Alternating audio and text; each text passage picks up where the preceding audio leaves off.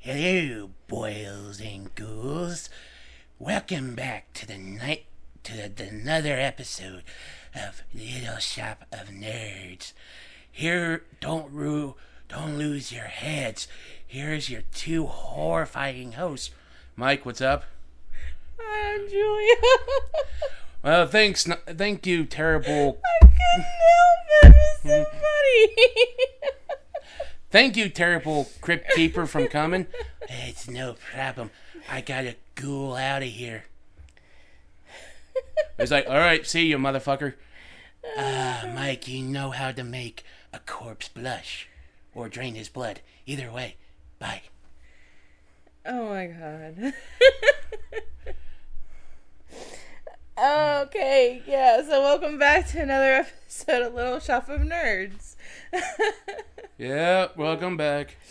So, today we are going to be talking about the top 10 Tim Burton movies that we think are the best. So I have not seen all the movies that are mentioned. I have. Mike has. No, you haven't seen one of them. Yeah, that's true. One of them. There's one of them he hasn't seen. I've only seen, I think, like 5 of them.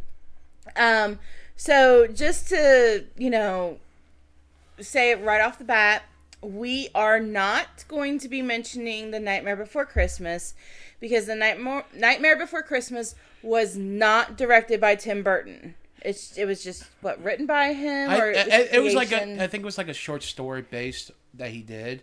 But like I said, he did not direct it. We did our research. He did not direct it. But here's the thing. If you like Nightmare Before Christmas like I do and Julia does, you know what that means? Your inner goth is showing. Yeah, we will be talking about it, though, come December. So, look forward to that episode. This is Halloween. Okay. And like I said, why we're doing Tim Burton movies is because I would watch Tim Burton movies all year round, like everyone will. But one thing about Tim Burton and Halloween that mixes together, it just mix. It's like, how you say it? I don't know. Whatever shit that you mix with. But it's like the movies that are like weird and the macabre, that's why it shows more on the Halloween spirits of the side.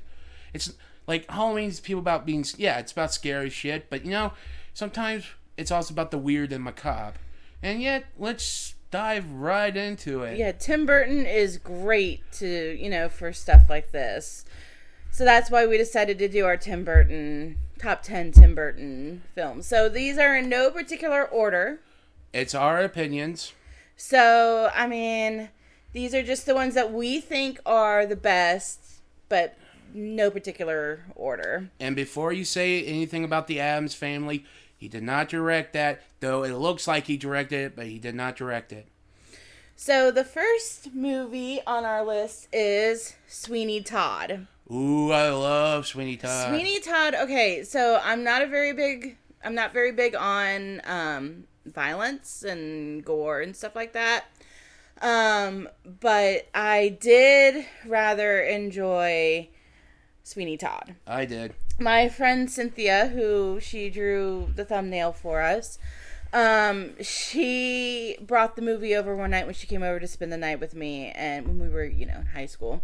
And we watched it. My little brother was there too. My little brother's like 10 years younger than me. Mm-hmm. So he probably shouldn't have been watching this movie with us, but he did. You. So he, so it's about this guy who, he's a barber, isn't he? Yes, his real name is Benjamin Barker. Okay. And yes, he was pretty much a barber. Mm-hmm. And what happened is he had a wife named not Joanna, that's his daughter. But there was a judge, which is played by the great and late Alan Rickman, which was good by the role, fell in love with Sweeney Todd's wife. And only way to get rid of him was by charge him with false pretenses, send him to Australia, and that's all she wrote. Yeah, because if you guys aren't familiar, Australia is where they used to send prisoners. So now, obviously, Australia isn't full of bad people, but no. that's where Britain did send their prisoners at one point, was Australia. That's how Australia was able to become populated, I do believe. So he sends him to Australia. He does come back years later, right? Yes. It's years later. And is his wife dead at this point? Yes. Okay, so no, she's not dead. She's not dead. What happened is Judge Turpin kind of raped her at a ball, tried to hopefully get Benjamin or Sweeney Todd's appeal or something to get him out, but somehow she got drunk amongst the hostilities, and this was a masquerade ball, and one way Judge Turpin, which Alan Rickman plays, rapes her. Okay, yeah, it's been a long time since I've seen this movie, to be honest. So Sweeney Todd does come back. I think the Judge Turpin, I think he was also trying to get with his daughter. Yes, what happened is he took her in as a ward, and there's some parts that's different from the Broadway musical that doesn't show with the movie, but then again, it's time restriction and everything. But yeah, he does want to fall in love. The reason why Judge Turpin is a pervert, pretty much. Like, he even showed Anthony, the sailor that rescued Sweeney Todd in the ocean, showing like these pictures that are from different parts of the world, people naked and shit. And he's a pervert, and he keeps spying on Joanna through a peephole. And like I said, some of this part of the movie does get a little... Yeah. Okay, well, we don't want to spend too much time on this, because we do have 9 more. To go. Movies to go. So, basically, he starts killing people. Yeah. With the help of this shop owner. And then they just... I'm not going to spoil it for you if you haven't seen it, so... But the shop owner is played by Helena Bonham Carter. Yeah, Helena Bonham Carter. She's an amazing actress. She was in Harry Potter and and a few other movies that we're going to mention here on the list. And also, like I said, she owns a meat pie shop. And that's... I'm going to say on that. Just take that as you will. Yes. Until you watch the movie. Yes. All right. So you want to tell them the second one? The second one is my personal favorite, and this is a Michael Keaton movie, and it's called Beetlejuice. Beetlejuice. Anyways, the movie is about two couple, played by Alec Baldwin and Gina Davis. They're a couple who died in an accident, and they pretty much haunt their old house. And here's the thing. They don't like this new couple that's coming in, and the daughter of this guy who bought the house and stuff, it's Winona Ryder. Yeah, she's a goth in this movie. Hey, everyone likes a goth chick now. That is true, yeah. Sorry, goth woman. So I don't understand. But either way, what happened is they're trying so hard to get these people out of their house, and they pretty much they go to a spirit realm, and the spirit realm looks like a freaking unemployment office or something. Yeah. But either I'm not going to get too much in that, and they're trying to do it, but every attempt's failing. They can't do it. So they call this guy named Beetlejuice, or they call it Beetlegeist. And he's a poltergeist pretty much, but when he tries to... His job is not trying to scare the living, he wants to kill him, or hurt him, or whatever. Mm-hmm. And the only way to accept him is calling his name 3 times.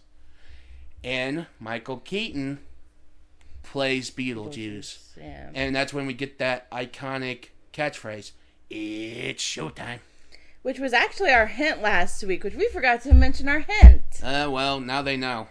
Well, that was our hint last week. Now you understand why our hint. I can't believe we forgot to mention that. But like I said, I'm not going to give out the ending right away. This is one of those movies you gotta watch. It's weird. It's got the macabre. You see Tim Burton's weird designs in it. And when Beetlejuice pops up through the floor, when he's like a normal sized person, pay attention to his hat, because there's a little skeleton on it. It looks familiar. And also, if you get to the part with a wedding with an old wider, yeah, question that scene a little. But yes, just find the movie, watch it. It's great to watch around Halloween. Mm-hmm. I prefer all year round. I like it too, so. And what's our number 3rd? Well, that was supposed to be our number 3rd. Number 2 was supposed to be Corpse Bride. Well, but Corpse Bride is now number 3. Okay. Go Corpse Bride then. Okay, so this one is actually similar to Nightmare Before Christmas in the way of where they use stop motion animation. And if you don't know, stop motion animation takes years to do. I did that. I was in a broadcasting class back in high school, and we did some stop motion animation. It did take quite a bit just to do like a little 5-minute video. And it does. So this is another one.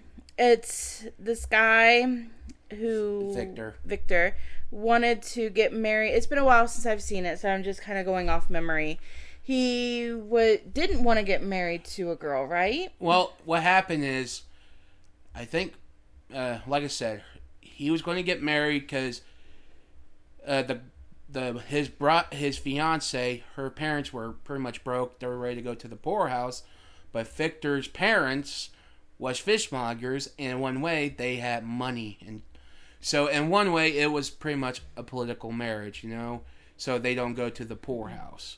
Then when he sees his fiance belied, he kind of feels like he loves her, but he doesn't know her that much. Mm-hmm. He did get cold feet. Yeah. And he ran off into the forest, and he put the ring on a branch that looked like a finger. Well, what it was if I remember correctly. It was during the what's it called? Rehearsal. The rehearsal dinner? And he couldn't do his lines, so he goes to the woods trying to be with himself, trying to think what to do. Then when he's out there, he says what he's supposed to say, did the whole oath and everything, puts the ring on the branch that looks like a finger. Then that's when the Corpse Bride showed up. And some freaky shit happens. Yeah. So we're not going to give away this, the ending to this one either, because if you haven't seen it, it's something that you need to see. And it's one... It does have a happy ending. It does, and again, Helen Bonham Carter plays the Emily, the Corpse Bride, and Johnny Depp plays Victor. So most of this is going to be... It's going to basically be Johnny Depp and Helena Bonham Carter. I am not going to lie. This is like every single movie that Johnny Depp has been in by Tim Burton. That's like him and Helena Bonham Carter. I kid you not. Oh, yeah, pretty much. That's like Tim Burton's 2 favorite actors to work with, pretty much. Pretty much, yeah. He used to be in a relationship with Helena Bonham Carter. Yeah. They actually have kids together. Oh, yeah. So, you ready for number 4? Let's do it. Okay, now, I have not seen this movie yet, which kind of seems weird, because I grew up in the 90s. Well, I think this came out in the 80s or something. I could have, people in the 90s watched 80 movies too. I just never watched it. Okay, well, either way, the movie is called Edward Scissorhands, which is played by Johnny Depp. And what it is, it's about Johnny Depp. Well, like I said, it's been a while, but I kind of remember I did a little bit of a research on it. He's a human. He's not an android, he's a humanoid. Victor plays this old offender. He takes like an old like kind of like I wouldn't say a robot, but it looks like an old machine wind-up robot. Pretty much made Edward. Make a human, try to teach him about how to be smart and stuff, but here's the thing. The inventor dies because he made Edward hands, but when he died, he didn't replace his hands. So forever, Edward had these giant scissors for hands. And he will go anywhere trying to... And he was pretty much stuck in this whole castle that looks really gothic. Then this makeup salesman... Who was played by was that played by what? I can't say her name now. I forget her name. Oh, I thought it was the writer chick. No, that's the daughter, no the writer. Okay. So she was in Edward Scissorhands, yes. But she didn't play the makeup saleswoman. Yeah. Okay, so apparently she's done a lot of movies with Johnny Depp too. Yeah, she did too. Yeah, I know they're friends. I think even Johnny Depp was in Nightmare on Elm Street, but that's here and there. But like I said, it's just him going around the suburbia life. Everything's the same different color patterns. People who look normal. And Edward comes, he helps out the neighborhood and everything. Like, people are so nice to him, even when he has finger hands. You mean scissor hands? Yeah, right. He decided to repay the people's kindness by trimming their hedges, making them look like animals and everything. I have seen, like, clips of that. And he also starts cutting people's hair and everything. And then something happens, everyone's being nice, then another writer's boyfriend who's an asshole did something mean to him by stealing money and stuff because he wanted to get a loan for a barber shop. But then, when you're in this kind of group, people will start to judge you and stuff. And I'm not going to get you to the ending because, like, it's one of those movies you have to watch. Okay, so next on the list is a movie I enjoyed, but Mike didn't enjoy it as much. Charlie and the Chocolate Factory. Before we say, I didn't say I didn't like it. I said it was good. You said you didn't like it that much. Okay, I didn't like it that much. Because you like the Gene Wilder film more. I grew up on that. Well, I grew up on it too, but I still like Charlie and the Chocolate Factory. But I'm not going to lie. Some of the effects in the Charlie and the Chocolate movie, their effects is better. You got some good casting.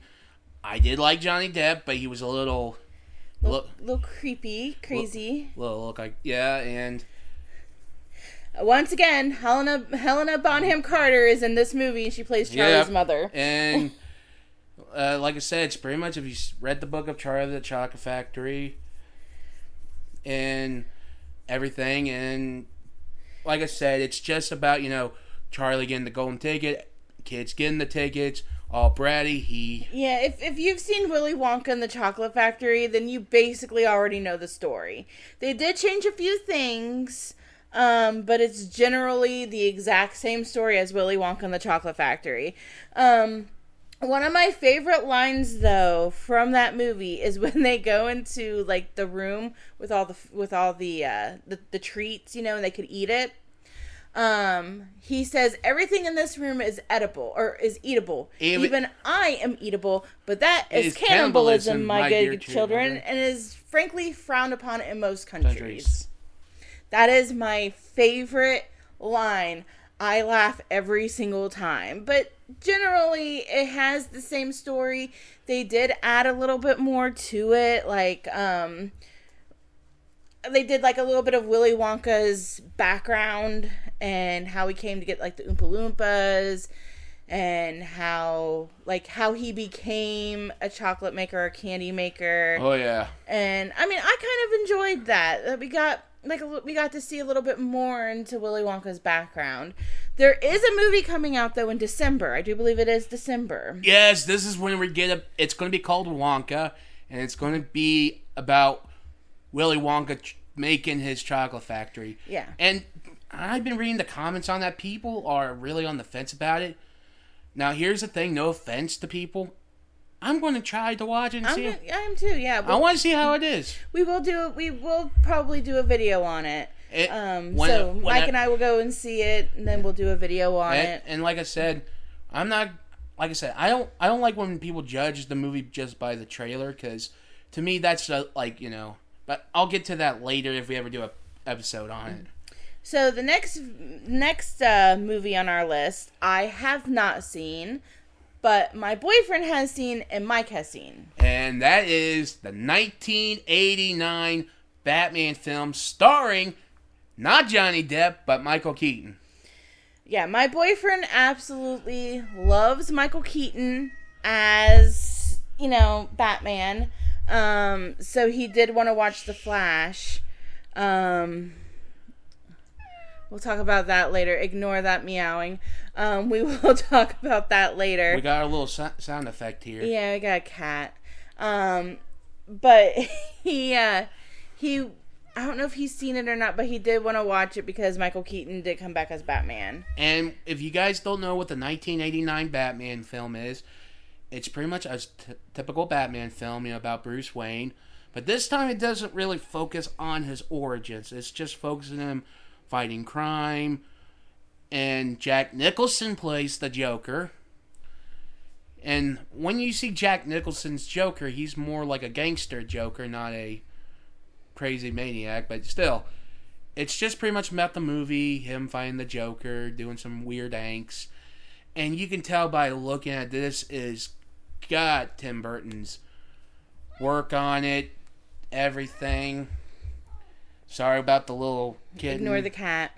Don't worry, he's fine. He's just giving us his attention. But like I said, then Tim Burton made a second movie called Batman Returns, which, like, the first movie got good reviews, made back his box office, but the second movie did not, because the Dark Knight Returns, it was a little dark. It was too dark for people. They said they even had Happy Meal toys, and they pulled it away from their shelves because how dark and scary it was, or violent. But people say that because of the parents. But I don't know, parents in the 90s, what are you going to do? Yeah. But besides that, I would watch the 1989 with Michael Keaton. Even it looks a little corny, dark, but it looked really good. Jack Nicholson was the greatest, and I would tell you to watch it. And I'm not going to give out the whole movie. I'm just going to say it's just your typical Batman film, pretty much. But this is set in the 80s. And also, if you want to know, the guy who plays Harvey Dent in the 1989 movie is Billy D. Williams. You might know him as Lando from Star Wars. Okay.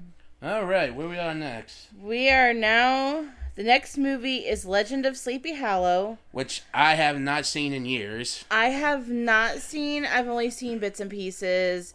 But basically is the Headless Horseman story. And what it is, it starts Johnny Depp. No shocker.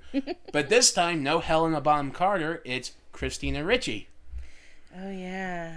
I haven't heard her name in years. Well, she was on the new Wednesday show. Oh, I haven't seen Wednesday yet, so... Well, if you do, I know, I need to watch that. And also, Wednesday, good show, and Tim Burton direct that show. And it's on Netflix. Yeah. So, basically, I don't know exactly what this movie's about. All I know is that it's about the legend of the Headless Horseman. Yes, but here's the thing. What it is they're trying to solve... Ichabod Crane is not a teacher. He's actually a private investigator, actually. And what they do, they're trying to invest why these people's heads get cut off and everything. And turns out there's a headless horseman, but turns out he's cursed by a witch. And when you see the headless horseman put on his skull, get his head back, his face comes back, and it's played by the great Christopher Walken. Okay. So, yeah, I was the Headless Horseman. That sounds more like William Shatner. Fuck it. I'm not good with Christopher Walken. Okay. So next is actually a movie Mike hasn't seen, but I have, and I personally really liked it. Alice in Wonderland. Yeah, I'll let you have this one. So basically, Alice in Wonderland, it's a little different than what you probably remember as a child growing up with the Disney version. Or the animated version, anyways. So Alice is a little bit older. And she's been having dreams about Wonderland. And she actually was getting married, or being forced to marry this one guy that she didn't really want to, because I think it had something to do with her family was poor. So they were marrying her off, basically like a political marriage. Kind of like in The Corpse Bride. So she, of course, while at the engagement ceremony or whatever, she runs off because she follows a white rabbit, just like in the animated version. She falls down a hole, and she's in Wonderland, and she starts meeting people, and they're like, well, this isn't Alice. Or no, this is Alice, but it wasn't the Alice that they needed or something like that. That they don't remember or something? I can't remember exactly what it was. They said, no, she said her name was Alice, but they said that she's not Alice. It was really weird. Because she didn't really remember anything from her first time in Wonderland. And it was actually, the place is actually called Underland. Underland, something like that. Anyways, Johnny Depp is in it, of course, as the Mad Hatter. And then Helena Bonham Carter is also in this as the Red Witch. Red Queen, sorry. The Queen of Hearts. Yeah. And Anne Hathaway is the White Queen. Queen of... I don't remember what she was, but she was basically the sister of the Queen of Hearts. Yeah, and pretty much this whole movie's a little dark. I think I saw in a clip that there was heads bobbing out of the water, and Alice's was jumping on them. Yep. Yeah, so there are some aspects that are the same from the original animated movie, and then there were some things that were changed. They actually kind of involved what's called the Jabberwocky. That was not in the animated version. But there was like a war that Alice was involved in, and she cut the head off of the Jabberwocky. And the Queen of Hearts and her lover, I guess, it was the guy that was in love with her, her assistant or whatever. They got banished. She went back, and I'm not going to spoil the rest of it for you. Yeah, and I think our next movie is Ed Wood. I have not seen this one. I have, so you're good. I got this. It's another Johnny Depp movie. Of course. Of course it is. Anyways, pretty much what it is, it's not just Johnny Depp. It's pretty much a cast of whole people like Bill Murray. Yes, Bill Murray was also in a Tim Burton movie. Bill Murray, was it Sarah Parker? Sarah Jessica Parker. Yeah, whatever. Yeah. That one. Anyways, it's pretty much a film biography about the worst director in the 40s and 50s, Edward P. Wood. What it is, Edward Wood was a director, and he directed the worst movies, like as in B movies or science fiction movies that were no good, wouldn't hardly play anywhere. And one thing about Ed Wood is he was a terrible director. Say if they're trying to, if they move, they knock down the tree, he'd be like, "Cut, that's it." And they're like, "Should we do that again since he bumped into the tree?" But he was one of those guys that didn't want. And here's also another thing. Ed Wood is also a cross-dresser. And before, I want to lay something out before the LGBTQ plus community. I think I read some of his biography. It didn't mention that he was trans or something. I think he just said he just liked wearing women's clothes because his mother wanted a daughter, and kind of like with Ritsu from Fruits Basket. Yes. Where Ritsu actually, he said that he felt comfortable wearing women's clothing. It made him feel calm. So I'm assuming that's probably the same thing with Ed Wood. Yes, pretty much. And like I said, the movie just talks about his how he's going through trying to get money for his films, how to get everything, how his first marriage failed, then he got into a second marriage, and I'm not going to spoil it too much. Bill Murray plays he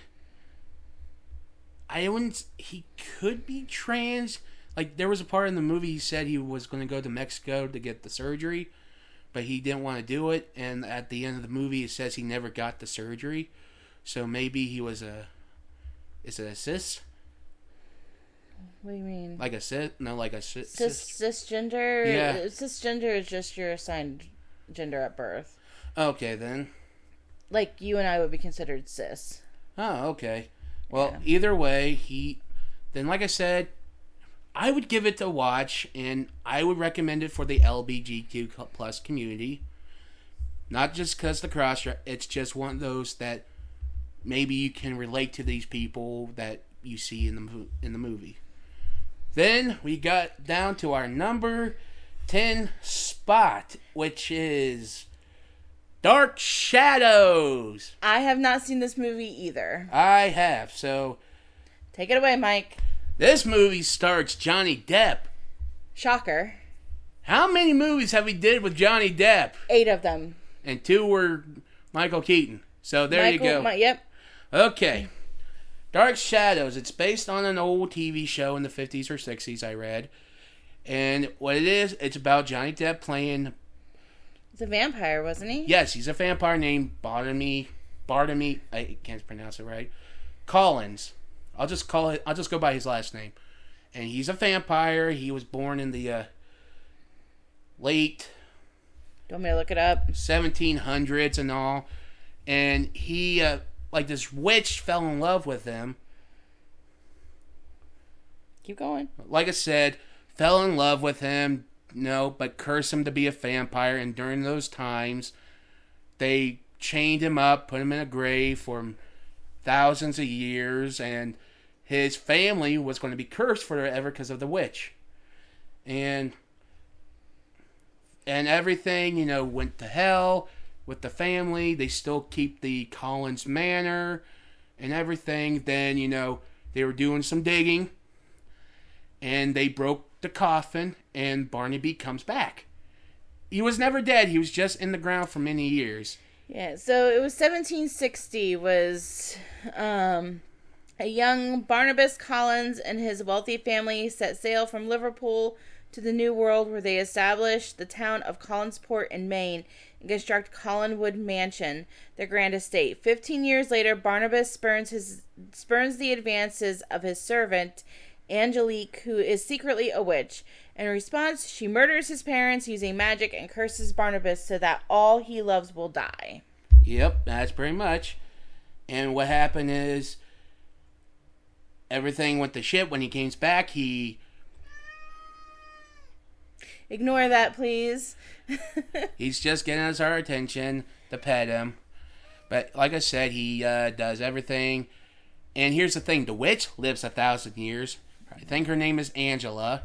Angelique is right here. Yeah, Angelique, whatever. And she pretty much still has the thing for him. And out through the movie, they do get their freak on.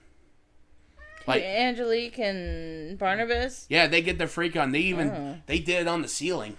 Oh. Kind of reminds me of what happened in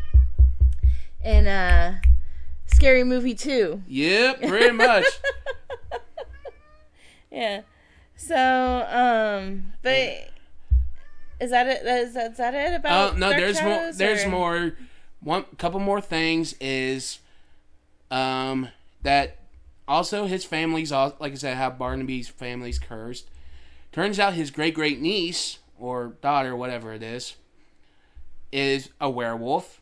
His little nephew can see dead people, and pretty much, they go throughout this whole thing, try to get the Collins name back in power and be rich again, and Angelique trying to foil them, but Barnaby wants to get rid of the curse because he hates being a vampire. And also Helena Bonham Carter's in it playing a therapist. That's not surprising because she's been in almost every single one of these movies as well. And I would recommend it. It's not the greatest movie, but I'm not going to spoil the ending, what happens. They also got Alice Cooper on there. Oh. As a guest spot, yeah. Huh. Okay. As himself. That's cool. Yeah, as himself. Yeah. Anyways, like I said, I'm not going to spoil the ending because it's actually a good love story ending. Okay. And I would watch it, see how it is. I would say I give it a 6 out of 10, but I give it a watch. And like I said, that's all of our Tim Burton movies. Yeah, the 10 that we think are the best that we've seen, actually. So, but I guess before we go, we'll do the hint at the very end. So, remember that if we can get up to 100 subscribers, we will show our face, and then we will do some cosplay. Mike will be Lady Tsunade from Naruto. I will be Gordon from Black Clover. Yep. You're going to look like a raccoon. I really am going to look like a raccoon. I look like an ugly woman. So, just help us get up to 100 subscribers. We would really appreciate that. So like and subscribe if there's anything you want us to talk about in our next podcast or in one of our episodes. Just leave it down in the comments below and we will try to get to it. So, next week's hint is Misaki's right there. She's not dead. Bam. So look forward to that. So you guys have a good day, and Bye. we will see you later. Bye. Bye. See you later, everyone.